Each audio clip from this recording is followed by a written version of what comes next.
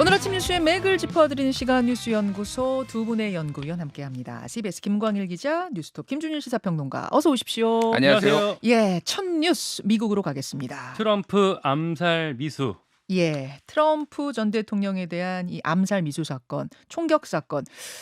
다시 한번 정리를 좀 해볼까요? 네, 아주 영화 같은 일이 벌어졌어요. 트럼프 전 대통령의 유세 중에 총격이 있었던 거고요. 현지 시간 지난 토요일 저녁에 펜실베니아주 버틀러에서 공화당 전당대회 전 마지막 유세가 있었거든요. 네. 일종의 출정식 성격의 유세 현장이었는데 트럼프 전 대통령이 후보로서 무대에 오른 지 10여 분 만에 사건이 벌어졌어요. 그러니까 총성이 이제 들린 직후에 트럼프 전 대통령 몸을 숙였다가 일어났는데 귀 쪽에 그리고 이제 귀랑 가까운 얼굴 쪽에 피가 흥건하게 카메라에 잡혔던 거였거든요. 예. 경호원들이 바로 둘러쌌고 그리고 나서 긴급 대피가 있었습니다. 예. 알고 보니까 총알이 오른쪽 귀 윗부분을 관통했대요. 저 사진 확대된 걸 보면 귀의 이 가장자리 부분이 움푹 들어간 걸 확인할 수 있더군요. 그러니까 뭐 이제 관통이라고 표현을 해야 할지 스쳤다고 표현을 해야 될지 모르겠습니다만 분명하게 상처가 있어요. 아주 끔찍한 사건이었는데 뭐 불행 중 다행으로 아슬아슬하게 뭐랄까 머리 중심 부분 좀 피해갔다고 하더라고요. 저게 그러니까 차트를 보느냐고 고개를 돌렸다는 거잖아요. 음. 만약 고개를 돌리지 않고 그냥 이 상태에서 저 총알이 귀를 관통했다면 그러면 뇌로 가는 거 아니겠습니까? 딱 그렇게 저 목격자가 그런 진술을 하고 있습니다. 예. 이게 찰나의 순간에 모니터 보려고 트럼프 전 대통령이 고개를 돌리면서 피했던 거 아니냐. 일단 트럼프 전 대통령은 병원에서 치료를 받았고 뭐 큰 생명에 지장이 있는 상황은 아니다. 그래서 퇴원을 했다고 해요. 다만 현장에서 트럼프 바로 옆에 있었던 유세 참가자 한 명이 숨졌습니다. 네. 이게 저격총으로 쏜 게 아니라 이제 AR-15라고 해서 일종의 이제 군대 갔다 오신 분들은 아실 텐데 M16 같은 그러니까 돌격소총으로 어떻게 보면 난사가 낸 셈이거든요. 음흠. 그러다 보니까 옆에 있었던 사람이 사망하게 됐고 총격범도 현장에서 사살이 됐어요. 네. 이제 한 120m 정도 떨어진 건물 옥상에서 난사를 한 거였거든요. 바로 경호 당국에서 사살을 했고요. 저는 여기서 사실은 의문점이 좀 있더라고요. 저희가 지금 사진 보여드리고 있습니다만 그 120m라고 하는 사람도 있고 150m라고도 하는 사람도 있습니다만 그 정도 거리에 있는 건물 지붕에 있는 이 저격범을 트럼프가 연설하는 그 건물 옥상에 있던 이 경호 부대가 겨누고 있었던 것 같아요. 왜 그러냐면은 저격범이 총을 쏘고 이 난사가 완료되자마자 이 저격범을 사살하는 모습을 볼 수 있습니다. 그렇다면 조금만 더 주의를 기울였으면 이 사람에 대한 어떤 감시가 가능했던 것 아닌가? 혹은 감시를 하고 있었는데 제압을 못한 거 아닌가? 뭐 이런 의문들이 좀 들더라고요. 겨누고 있었는지까지는 아직 확인할 수 없겠지만 사건이 있었던 직전에 예. 신고가 있었다고는 해요. 예. 경찰에다가 저기 누가 총 갖고 올라가는 거 있으니까 좀 주의해라 이런 신고가 있었다고 하니까 일단 완전한 경호 실패에다가 그거에 대한 좀 대응을 충분히 하지 못했던 거 아니냐 이런 어떤 책임론까지 당장 제기될 수밖에 없는 상황인 것 같고요. 아무튼 현장에서 사살된 그 용의자 21세 매슈 크룩스 어떤 사람인지 지금 정보가 좀 드러나고 있죠. 네, 일단은 FBI에서 이제 조금 전에 속보로 들어온 게 이 사람의 단독 범행으로 잠정적으로 결론을 내고 있고요. 네. 정신병력이나 특정 이념에 대한 연계는 뭐 증거가 없다 이렇게 FBI가 결론을 내리고 있고 다만 이 사람 같은 경우에는 뭐 공화당원이고 그리고 뭐 어머니가 좀 민주당원인가 그렇다고 해요. 이 사람은 공화당 당원이고 아버지는 공화당원, 어머니는 민주당원. 네. 이렇게 지금 등록이 돼 있다고요. 네, 그리고 영양 보조사로 활동을 하고 있었다고 하고요. 한 가지 이 사람의 집을 그리고 차량을 수색해 보니까 폭발물로 보이는 물질이 발견됐다고 해요. 예, 다시 한번 정리합니다. FBI가 내놓은 중간 수사 결과 조금 전에 나왔는데요. 중간 수사 결과는 단독 범행, 외로운 늑대의 단독 범행 쪽으로 지금 결론을 내리고 있고 다만 범행 동기가 뭐였는지는 아직 직접적으로 찾지 못했다. 네. 중간 수사 결과를 발표했다는 소식 전해드립니다. 김준일 평론가. 네. 예, 참 뭐 놀라운 일이에요. 그 미국은 이제 총기 자유가 이제 허락이 된 나라고 그거 이제 규제를 좀 더 하는 것에 대해서 이제 찬반 논쟁이 뜨거운데 참 이 대단한 나라인 게 이게 대통령만 4명이 암살당했거든요, 총기로. 맞습니다. 그래서 뭐 가장 최근에는 이제 존 F 케네디가 1963년에 암살된 게 마지막인데 그 이후에도 끊임없이 지금 총기로 암살해요. 1981년에는 링컨이 아니라 레이건? 레이건 죄송합니다. 예, 레이건이 이제 총에 맞기도 하고요. 포드 대통령도 75년 포드 대통령도 여러 차례 암살 시도가 있었거든요. 그리고 케네디 동생인 그 로버트 주니어 대선 후보였던 로버트 케네디가 1968년에 또 민주당 대선 후보로 나왔다가 암살당했어요. 그러니까 이게 딜레마적인 상황인데 또 트럼프 후보는 총기 규제를 반대하는 입장이거든요. 근데 본인이 이제 총에 맞았습니다. 이거를 일단은 정치적으로 좀 해석을 하자면은 트럼프 당선 가능성이 매우 높아졌다. 미국 언론들이 다 얘기하고 있어요. 두 가지 이유인데 하나는 어쨌든 이게 이제 일종의 서사가 만들어진 거잖아요. 그렇죠. 그러니까 죽음 속에서 이제 뚫고 나온 이게 이제 하나가 우리나라에서도 예를 들면 박근혜 후보가 예전에 이제 대전은요 했던 그 이제 그 연도칼 피습 사건. 커터칼 피습 사건이 있었는데 그게 선거에 굉장히 유리하게 작용을 했는데 이것도 그렇게 지금 작용한 것을 보고 또 하나는 이제 바이든하고 너무 대비가 되는 거예요. 바이든은 계속 인지력 논란, 말 실수하는데 굉장히 강한 지도자의 모습을 보였다라고 한다면 여기가 굉장히 유리하게 될 것이다라는 게 있는데 그리고 그 사진 보셨어요? 그러니까 이 피습을 당한 후에 저격을 당한 후에 경호원들이 주변을 완전히 에워싸고 거길 빠져나가는 데 한 2분 정도 걸렸거든요. 근데 그 와중에 경호원들 틈으로 주먹을 불끈 들면서 싸우자를 외치는 지금 보여드리는 저 사진. 저 사진을 또 공교롭게도 바로 밑에 퓰리처상을 탔던 그 보도사진 기자가 바로 앞에서 찍었대요. 마치 그 뭡니까? 민중을 이끄는 자유의 여신. 맞아요. 그 회화를 연상케 하는 저 장면 때문에 더 난리가 났다고 이 하더라고요. 사진도 있고요. 또 하나는 성조기가 이게 펄럭이는 그 배경 사진도 있어요. 예. 그 사진도 굉장히 좀 화제가 됐습니다. 잘 찍혀가지고 어쨌든 그래서 나오네요, 지금. 저 사진 이 사진이죠. 이게 이제 퓰리처상을 탄 그 기자가 찍어준 사진. 맞습니다.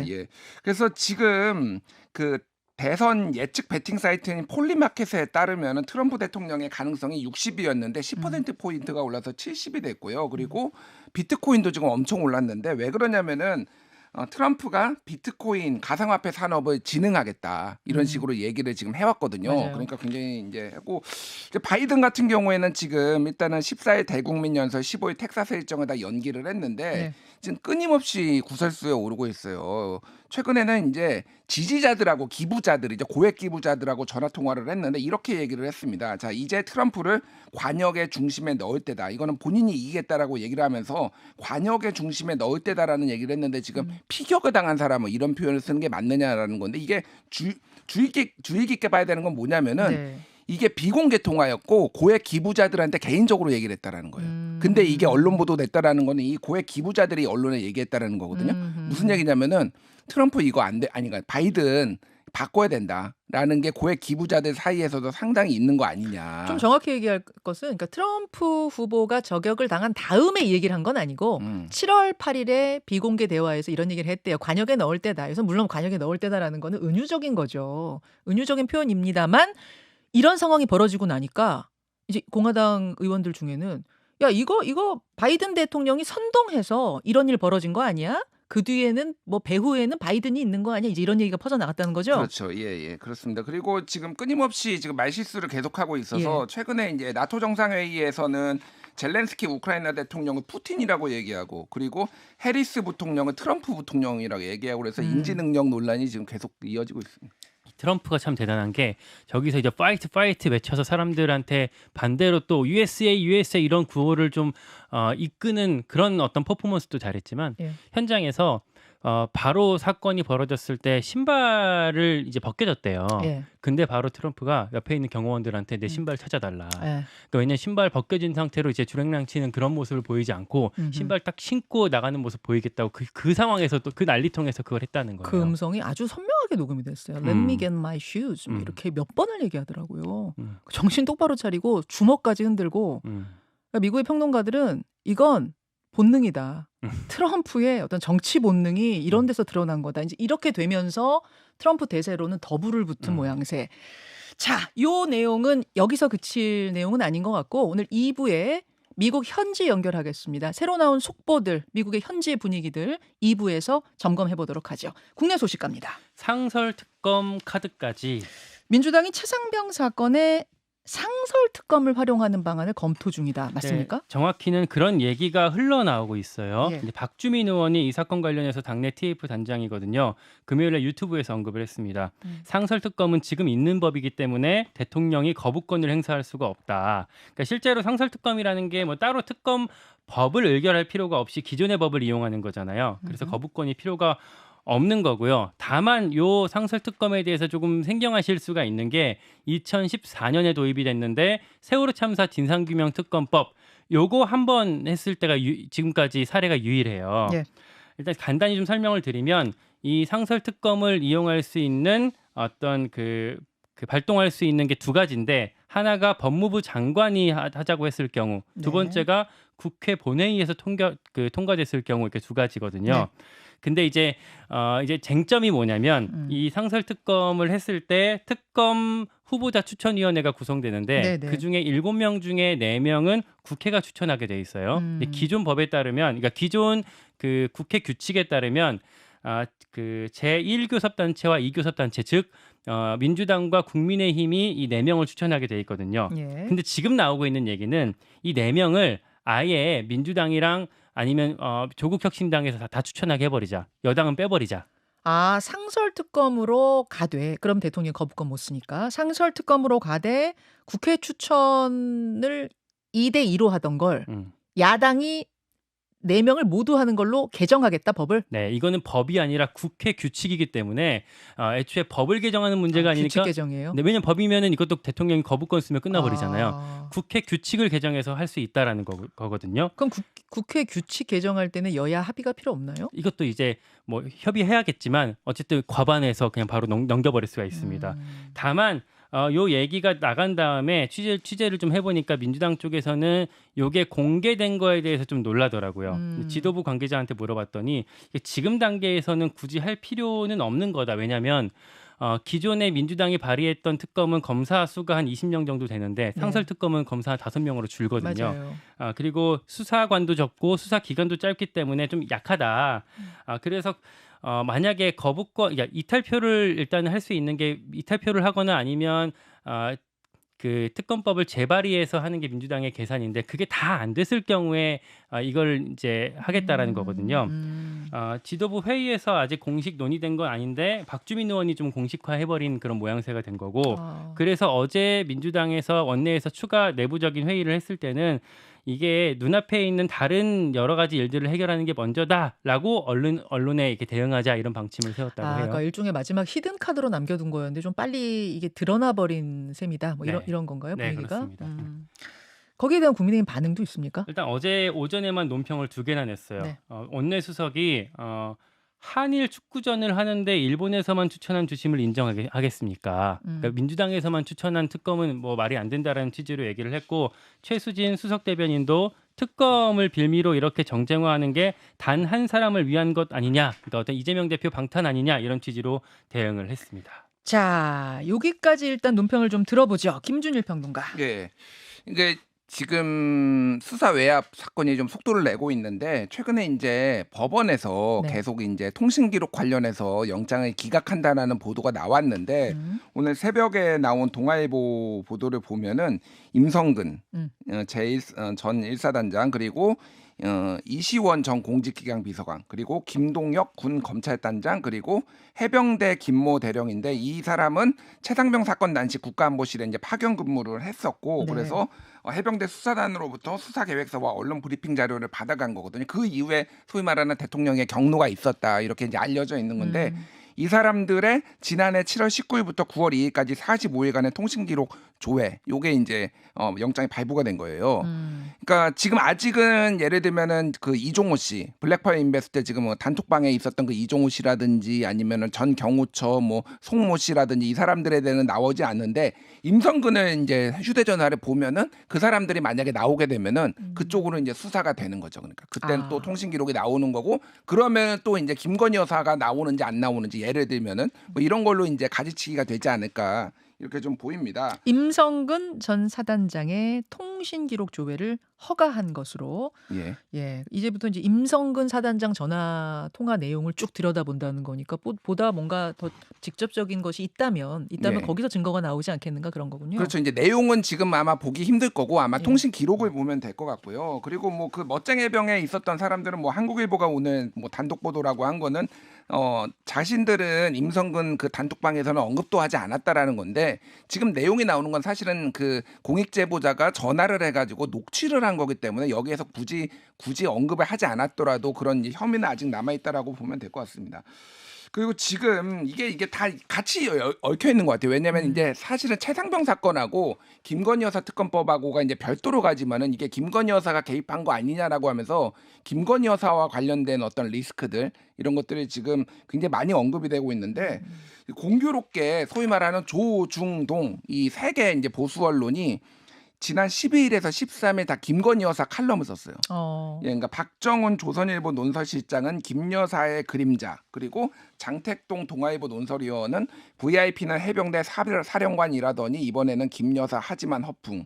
그리고 김정아 중앙일보 논설위원도 자해극이 되고만 영부인 문자 공개. 그래서 뭐 논점은 조금씩 다른데 지금 굉장히 김건희 여사의 어떤 김건희 리스크에 대해서 굉장히 예의주시를 하고 있다. 그리고 굉장히 문자 공개부터 해가지고 이 지금 VIP 이 언급에서도 지금 김건희 여사를 그 V2로 언급한 거 아니냐 이런 보도들이 나오고 있잖아요. 네. 굉장히 지금 국정농단을 좀 기시감이 좀 드는 거 아니냐 이런 좀 우려들이 많이 나오고 있는데 오늘 지금 인터뷰에서 굉장히 눈에 띄는 게 있어요. 지금 김건희 여사 관련해서 지금 보도가 쏟아지고 있는데 노컷뉴스 이제 CBS에서 쓴 건데 김건희 여사 법률 대리인 최지우 변호사하고 지금 단독 인터뷰했거든요. 예. 여기에서는 이제 그쪽 변호사가 일반 사건이었으면 명품백 이거 수수한 거 각하된 건데 영부인이라서 정치 쟁점화됐다 이런 얘기를 했고 이거 정치 공작이었다. 그리고 도이치모터스 주가 조작과 관련해서는 영부인에 대한 소환 조사는 공범자들의 의사 연락을 했다라는 진술이 있지 않나 부적절하다. 이래서 김건희 여사 입장이 사실상 처음 지금 나온 거예요. 예. 그래서 이게 굉장히 지금 주목을 받을 것 같고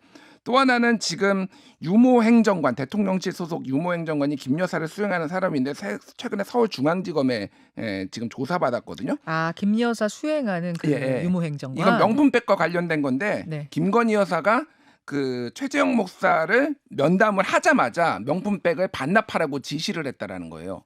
그 진술을 지금 했다는 거죠. 예, 그런데 명품백이 실제 반납되지는 않았고 김건희 여사는 이 몰카가 이제 공개된 이후에나 이거를 인지했다라는 건데 이거는 사실상 꼬리 자르기 아니냐 뭐 이런 시각들이 좀 이제 존재를 하고 있습니다. 제가 예. 정확히 이해를 못했는데, 그러니까 명품 가방 받은 거 사실이다라고 예. 유행정관이 얘기했고 예. 그 면담 자리가 끝난 후에 최 목사에게 가방을 다시 돌려줘라라는 지시를 내가 받았다고 또 얘기를 했고, 예. 그 다음은 뭐라고 했다고요?